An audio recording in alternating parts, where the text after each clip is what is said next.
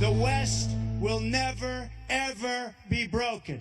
Our values will prevail. Our people will... Many on the political left calling that speech from President Trump in Poland last week divisive, but our next guest says it was one of the president's best and shouldn't be forgotten. Here to talk about the criticism and more is editor-in-chief of thedailywire.com and host of the Ben Shapiro Show, which is syndicated in excellent Ben Shapiro. Ben, were you surprised? Because I was surprised about those people saying that parts of that speech was a dog whistle for white supremacy.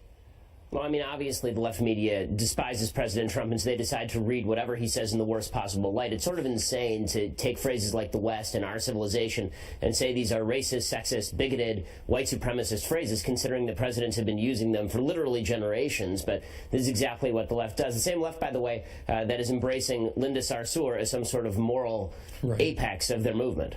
You know, the president said the West will never ever be broken, our values will prevail, our people will thrive, and our civilization will triumph. That is so hopeful. I just don't get the criticism.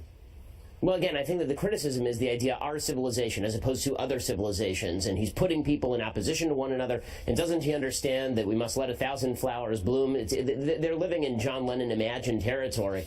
But, you know, that is also because they decide to purposefully misread the president's words there in the darkest possible light. It's almost impossible to read it that way. But when you think the worst of the president on everything, you know, not just decent and routine criticisms, but on the worst of all possible interpretations, this is what you come up with. If you see Brexit and see Donald Trump's election, you see that totally separate from the European Union, and that was on display last weekend, wasn't it?